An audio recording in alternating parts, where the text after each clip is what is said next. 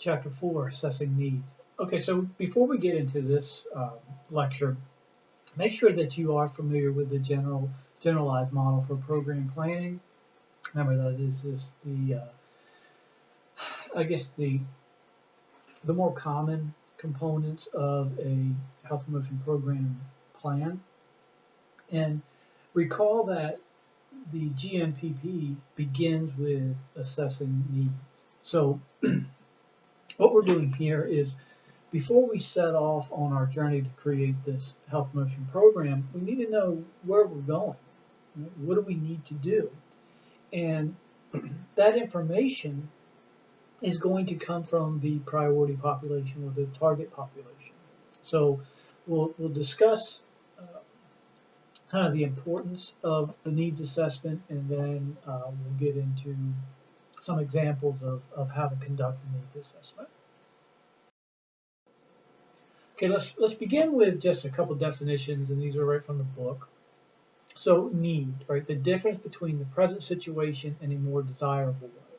So as we set off, one kind of overarching goal that is shared among all the various health promotion planning efforts is that we want to make the situation better than it was when we entered. So that is in alignment with this definition of the need, right? So there's a present situation going on with our target population, and we want to improve that situation. Now, a couple things here, different types of needs. So we have an actual need and a perceived need. So actual need, that's pretty straightforward, right? What is actually needed within this priority population? The perceived needs, right, that's going to be kind of what the priority population sees as their priority needs. And that can even bleed over into the program planner, right? You may go into a situation with a perceived need. After hearing that, we say, well, the actual needs, what we really want to focus on, but we can't discount the perceived needs, right? Perceptions can be reality for many people, right? If you believe something to be true, then that doesn't mean that it's true, but it means that you're going to make decisions that are influenced by that perception. So while there may be some perceived needs that are way off base, we still need to go through the effort of assessing those perceived needs so we can understand, are there any perceptions that we may need to correct? A couple things here. Actual need. So your understanding of the actual need increases through appropriate needs assessment. So the better needs assessment that you do, the more comprehensive needs assessment that you do, the more thorough needs assessment that you do, right, your understanding of the actual need will increase. Now, with perceived needs, if we identify perceived needs that are off base, we're going to have to address that. Commonly, we would utilize health education, right? If someone has a misperception and we want to correct that, we apply our health education strategy that hopefully help them see the difference between a perceived need and the actual need. But the reason why we focus on perceived needs so much or just don't discount them right away is that people are more likely to engage in a program that they see as beneficial. Now, whether it's through that perception lens or it's through the actual lens, there's a motivation component that we have to consider. And again, just like ourselves, if we have a lot of needs in our life and we prioritize those, we're more motivated to address those priority needs simply because there's a sense of importance that's surrounding them. So again, make sure that you know the distinction between actual and perceived, but also recognize that they're both important to address. Now, a needs assessment. Okay, so we need to understand, we need to identify what the actual and perceived needs are. So we have to do that through an assessment measure. So again, from the book, right, a process of identifying. Okay, so you go into a situation, you don't know anything about it, you need to identify the needs. Okay? Then you want to analyze those needs because rarely are you going to be in a situation where you collect or you a list of needs and they're all equally important or they're all equally prioritized. So we need to kind of look at the information that we collect, apply the priority matrix, identify those high priority, those quadrant one priorities, because that's what our program is going to focus on.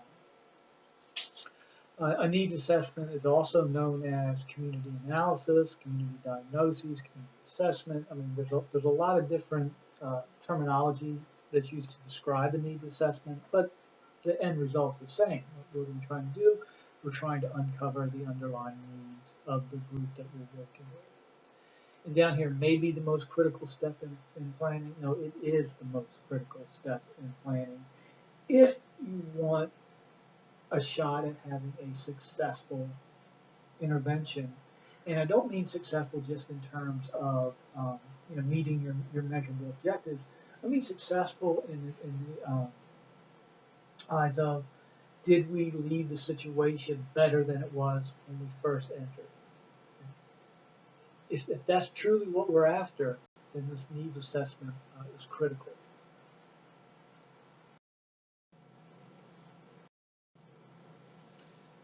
Okay, so this is kind of rhetorical, but we'll go through these anyway. But why a needs assessment? Why do we need to do that? Well, one, it's a logical place to start, and we can just simplify that down to well, it adheres to the GMPP. Um, we're following a framework, and that framework begins with needs assessment. Number two, helps ensure appropriate use of planning resources. Um, always treat resources as finite. Uh, there, uh, there's always going to be a limitation on the resources you have available.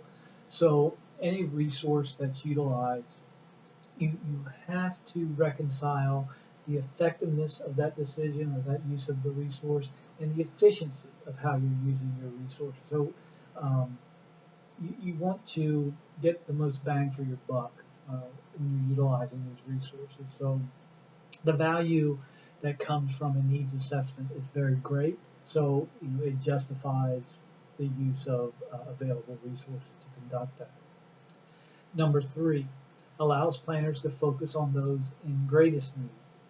Um, because of how you're doing your needs assessment, not only are you looking at what needs are prevalent, but how are the needs distributed in the priority population?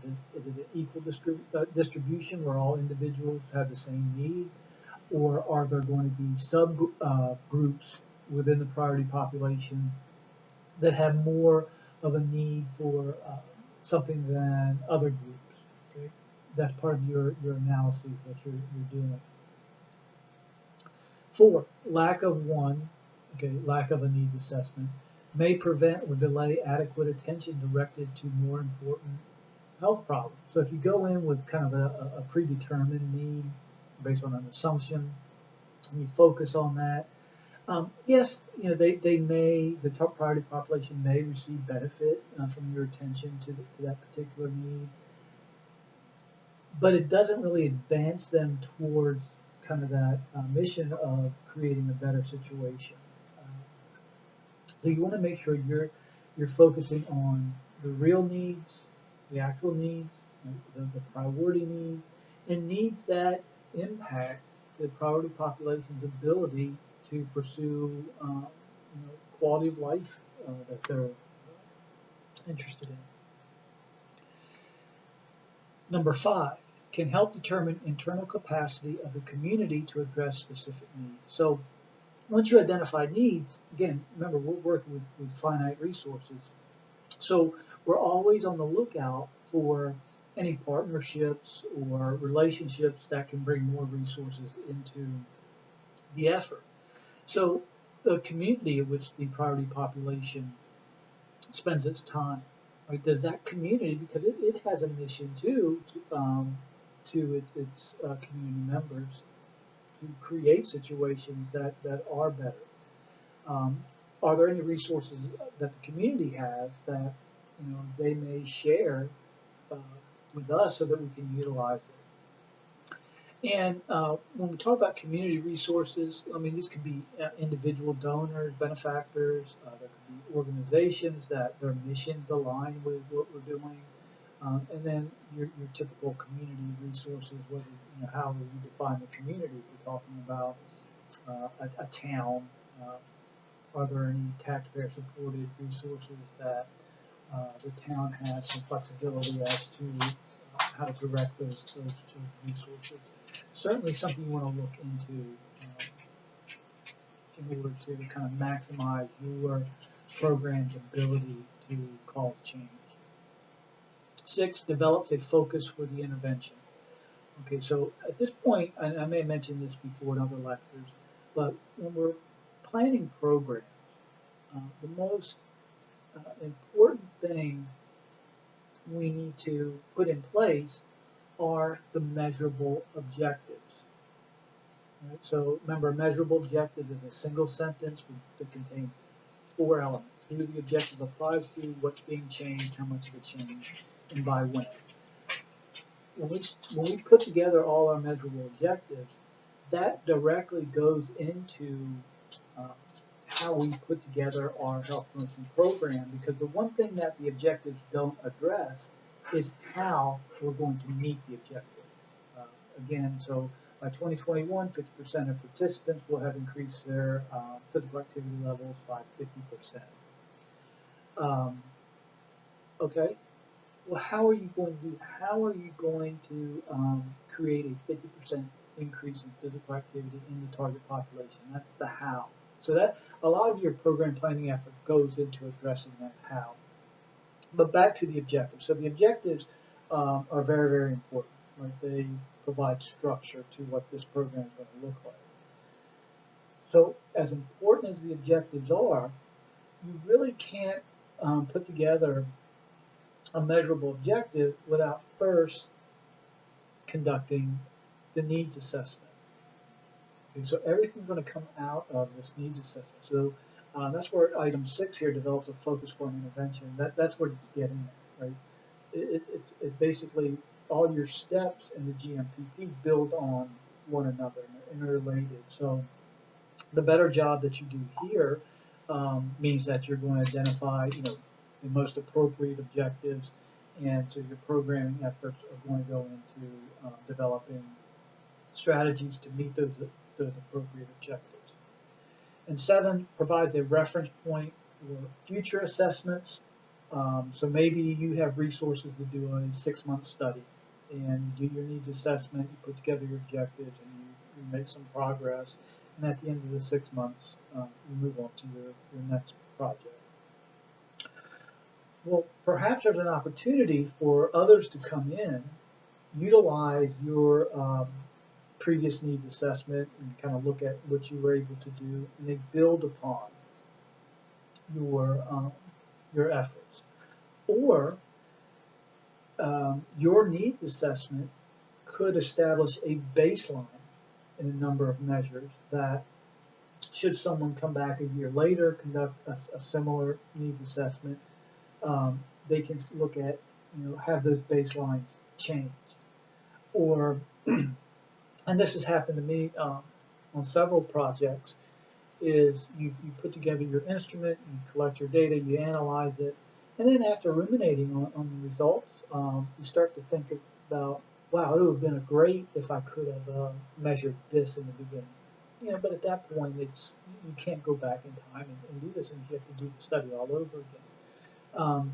So that could apply to a future assessment. Coming in and say, look, this the initial assessment that painted a very vivid profile of what's going on, but it didn't address X, Y, Z.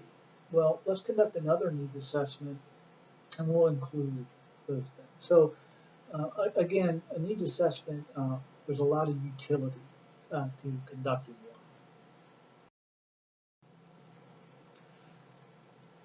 So two recent relative, but events that made the importance of needs assessment kind of come to the forefront. So the first of the two events, in 2011, the PHAB released the accreditation standards and measures for governmental public health departments. And basically what this kind of standard did was establish um, that health departments, not only have to, conduct their mission of serving the communities, but now they're going to show that how they arrive at program planning decisions uh, is based on needs assessment and the documentation that's involved. It's basically a quality standards fortification so that you can assure that what the health departments are doing is based off of this kind of structured approach um, that's contained within 12 domains, right? So you see all the products that the health department produce, right, meet these 12 domains. And the first of those 12 is a needs assessment. So again, recognizing the significance of a needs assessment and now tying it into accreditation standards. That's how we affect change in the discipline.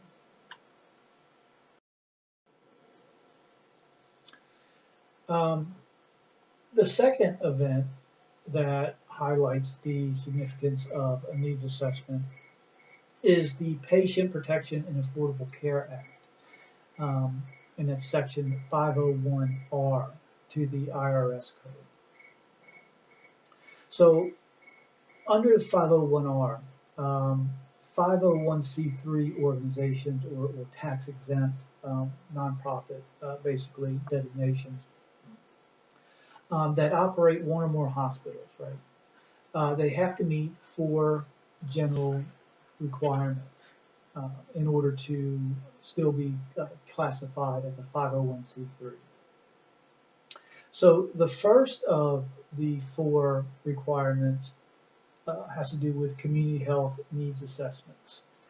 And they're required to conduct one every 3 years. So basically these hospitals are located in communities, so what are hospitals doing to make sure that their programs and services align with current needs of the community? Well, they conduct a needs assessment. The other 3 have to do with financial assistance,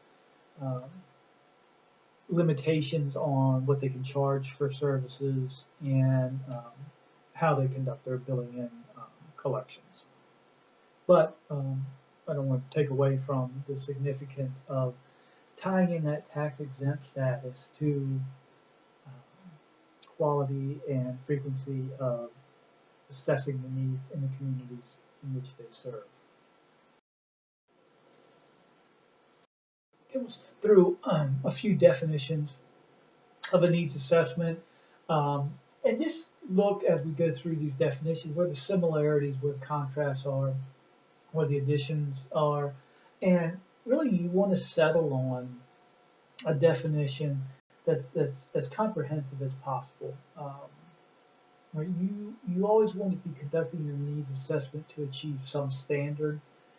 What that standard is, basically you need to decide that for yourself for that particular situation. But as long as you're addressing the elements of these definitions and kind of get a sense of the purpose of the needs assessment, then the needs assessment will serve you well. If you're just going through the motions to collect data and analyze the data, that might not be everything you need to do.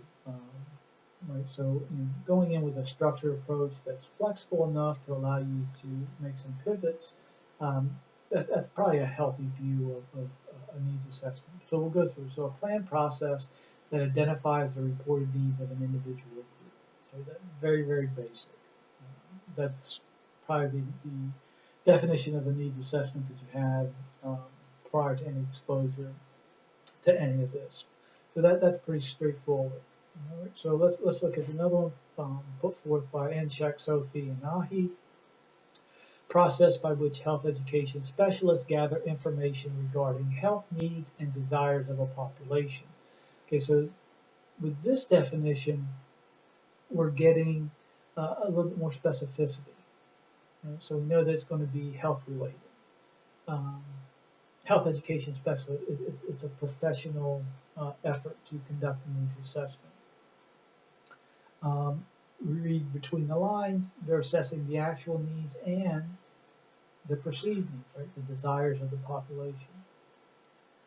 We go to another health promotion person in the field. It is the process of collecting and analyzing information to develop an understanding of the issues, resources, and constraints of the priority population. Okay, so now we have a little bit more to kind of chew on. So here, Ansbach highlights collecting and analyzing information.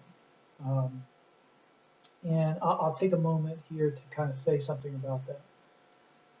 So data collection is probably the most underlooked um, component of um, any research project that's out there.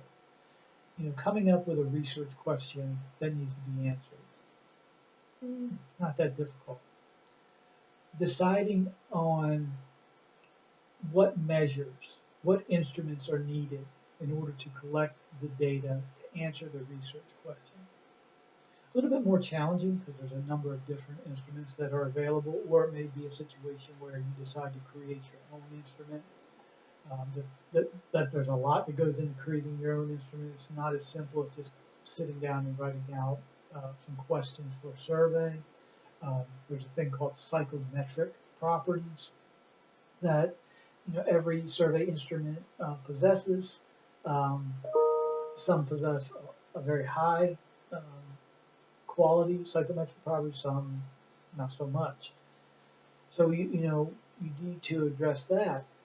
But then actually getting people to fill out the survey, complete the instruments, that's the data collection part. Very, very challenging. So you got to think about how you're going to do this. Is it going to be a pencil and paper survey where you approach individuals to participate? Um, are you going to collect information, data from students, say on the campus of FAU? How do you go about doing that? You would think that, well, everybody at FAU has an email. I'll just send out a survey link via email, and we'll see what happens. Good luck trying to get that email list. Admin is very protective over it. They've been approached many times by researchers such as myself trying to get access to that list, and they will not share that information. I won't get into why, but it's reasonable. I understand the logic there, but that just means I need to come up with a different way. Are you going to use a third-party source to gain access to their pool of survey respondents?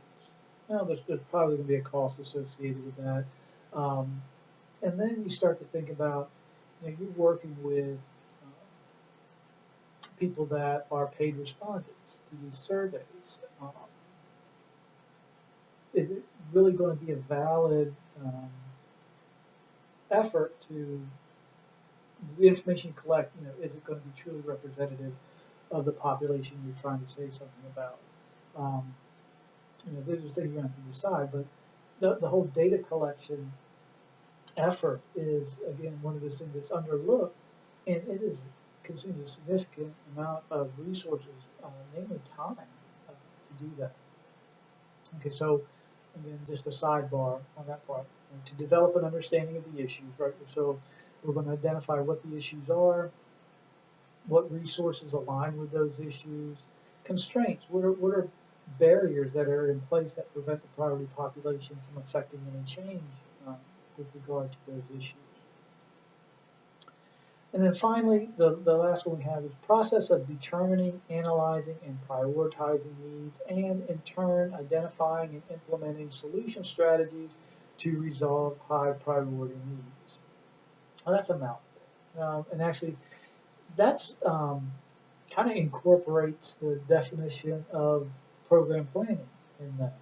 So, and just kind of chew through these definitions, maybe come up with your own definition of a needs assessment that contains the relevant um, components of that definition. But at this point, I just hopefully you understand the significance, the importance, the challenges that go along with needs assessment, but the benefits that arise out of a proper needs assessment go a long ways to creating a very effective health promotion program. Okay, so when you're trying to conceptualize what your needs assessment is going to look like, you want your needs assessment to be able to answer these types of questions. Now, I'm not going to say it needs to answer all 9 of these, but as you go through, you kind of get a sense of, you know, the utility of your needs assessment. What's it going to provide? You want it to provide as much assistance and information um, that can be beneficial to your program. So, as we go through, so who is the priority population? Well, um, you kind of identify your priority population when you first set out, but what this is addressing is that, so maybe you selected residents of Palm Beach County as your target population, right? So you conduct your needs assessment, but then you find that low socioeconomic status, Hispanic origin individuals have a greater need in a specific health area. Well, that may redefine who your priority population is to that particular group, right? If all the other groups are kind of managing the health issue okay, but this group tends to be struggling with that, well, maybe at that point you decide, okay, well, that's the group we're going to design our program to better their situation. Okay, so number 2, that's this what are the needs of the priority population? Yes, that's what a needs assessment should be doing. Why do these needs exist? I don't necessarily know if you focus on that during the needs assessment part. Maybe probably not the initial part, but once you start analyzing, you identify these needs. At some point, you will need to start thinking about why they exist. Um, all I'm saying is that it may not need to take place in needs assessment. You may be able to move to a different component of your model that you're using to plan this program. But okay, I can go along with that. The importance of understanding why is kind of what's going to drive your program design. Okay, number 4, what factors create or determine the need? This may be important in order for you to decide how you're going to analyze the data, right? So you're trying to address or identify those issues that contribute to the need being there. Um, so, for example, if we use a predisposing factor from phase 3 of Pre-Seed Proceed, and we see that there is a lack of knowledge about the health effects of a certain behavior, then later on in our program, we want to address that. We want to use health education to increase the knowledge because we linked it or associated the need with that factor early on. Number 5, which subgroups within the priority population have the greatest need? I kind of addressed that in number 1. You may be looking at a larger population and then start to identify clusters of problems, which causes you to refocus your efforts to address those particular groups. Number 6, where are these subgroups located geographically?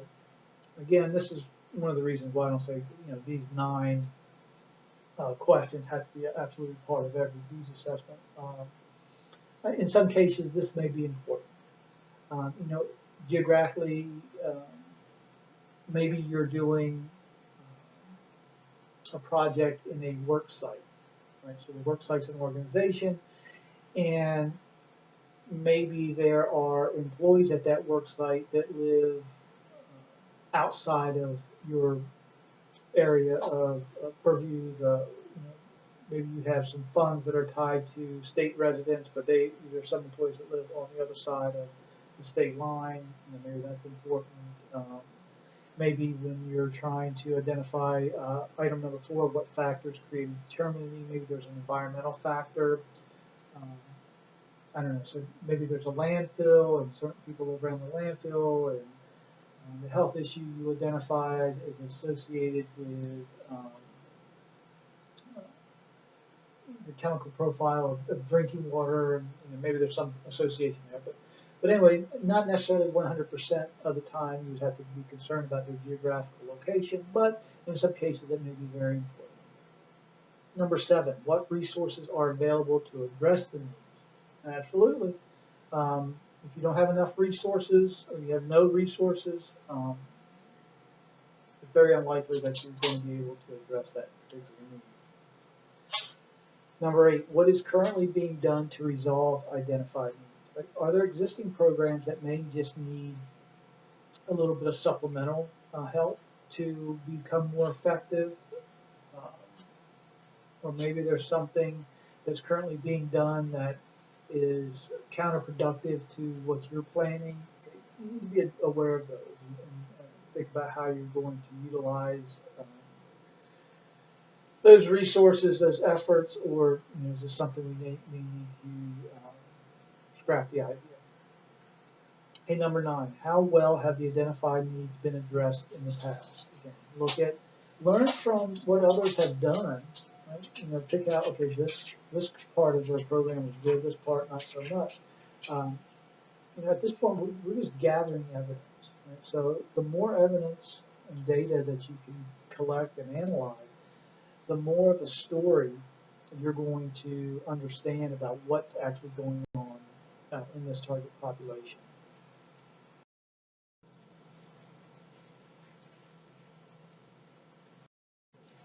All right, so I believe I've mentioned primary and secondary data before, but we'll go through it again.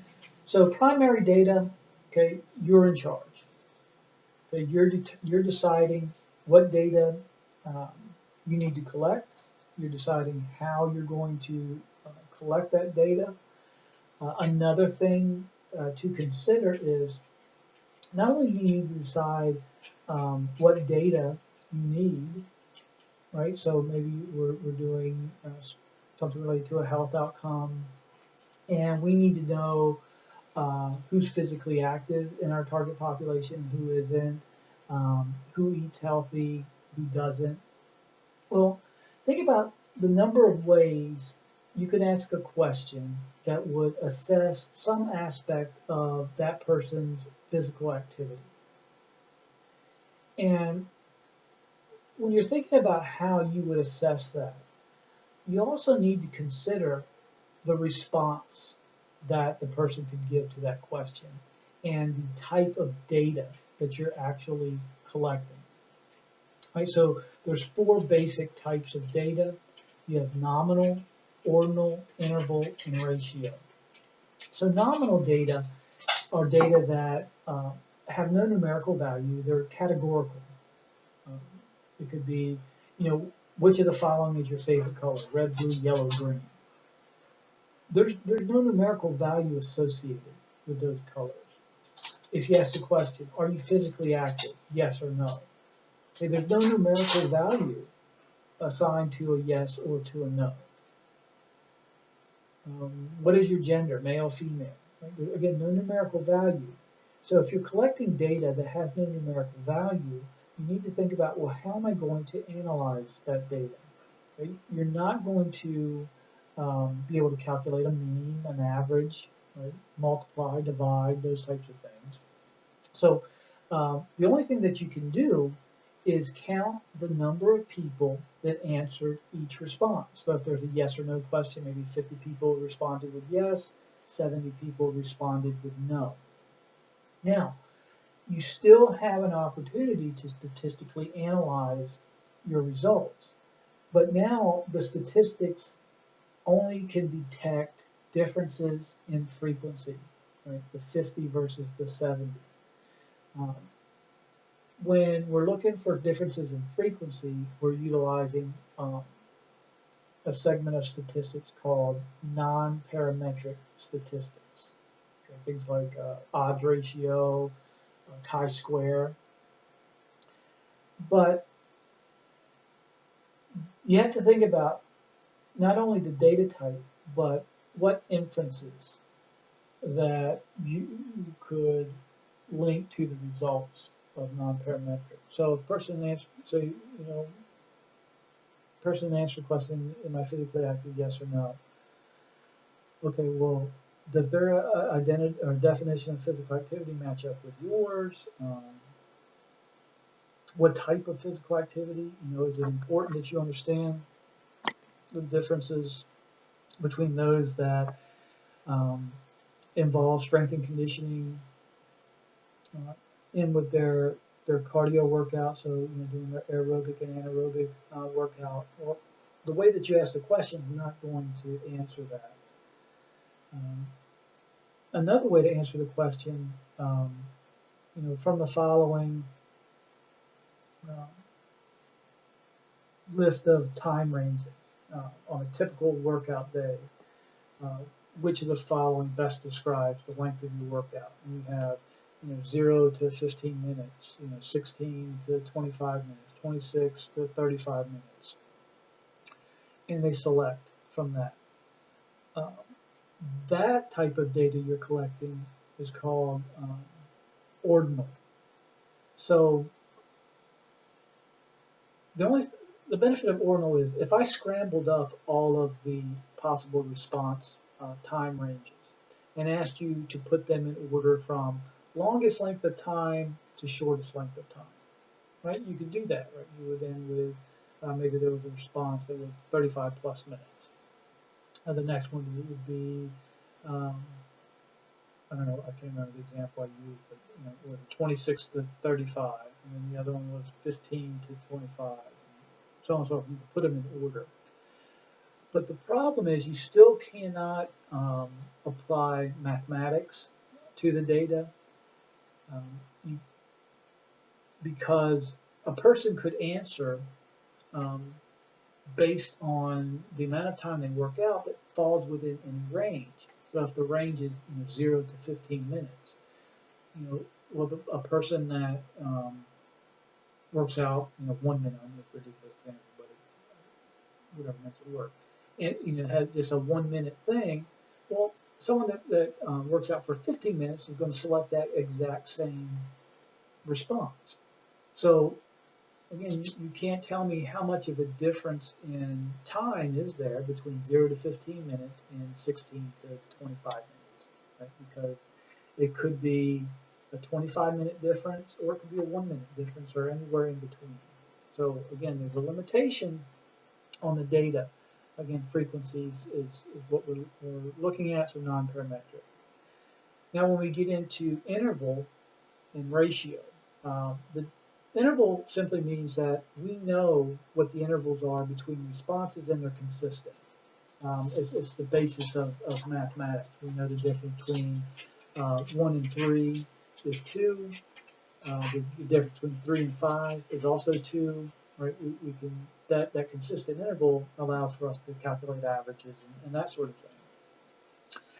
thing. Ratio is a type of interval data, but it has one more specified criteria, and that specified criteria is that ratio data have a 0 where the value is equal to a true null, a true absence of data. It doesn't go below 0. 0 is it. So, for example, with height, your height is measured from 0, the floor, to the top of your head, right? We don't go below the floor to measure your height. So interval and ratio, essentially the same except for that one caveat.